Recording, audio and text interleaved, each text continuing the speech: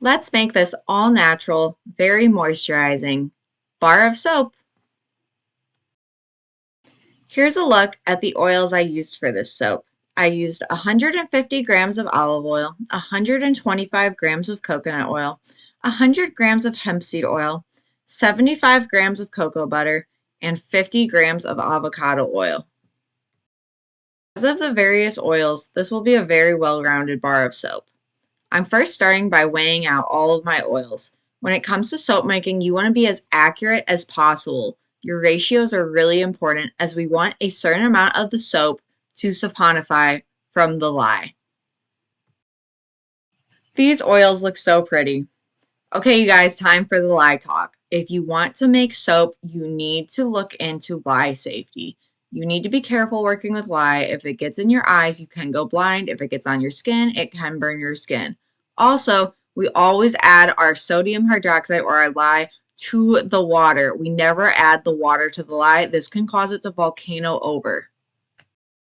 I'm using a pretty big water discount on this soap. I'm using 90 grams of water and 70 grams of lye.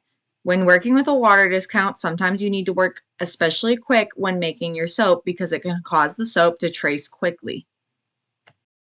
So, and I didn't have any issues with, especially since I'm using a lot of soft oils and butters, and I didn't use any scents that would cause the soap to trace quickly.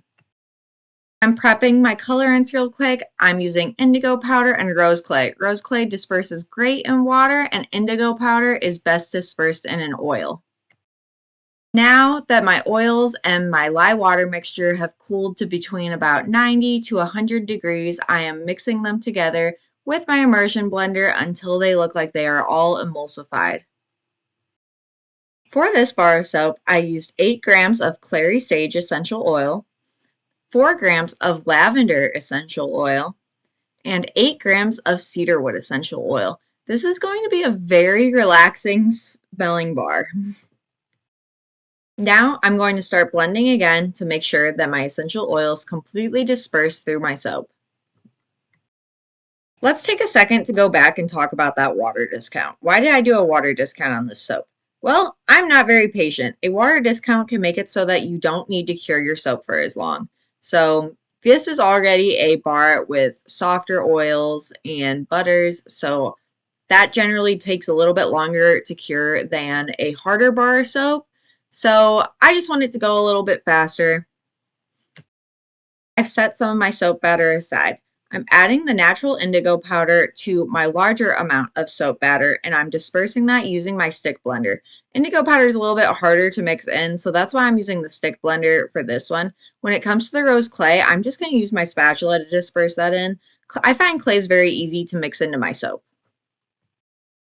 If you're a beginner to soap making and you really want to start working with colorants, I highly recommend you start out with clays. I find clays to be the easiest natural colorant to work with. Some other colorants come with some weird things like needing to be dispersed a certain way, or sometimes they come with their own scents. So I just find clays to be the most simple colorant to use.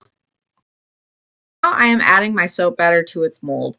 I totally miss pouring the rose clay soap batter into the mold. As you guys can see, I'm filming for TikTok at the same time as when I film my YouTube videos, and sometimes I just forget to press play on one of them when I think I did, and that is something I do a lot. So sorry about that, but all I did for that was straight up just pour it in slowly and dispersed it along the full length of the mold.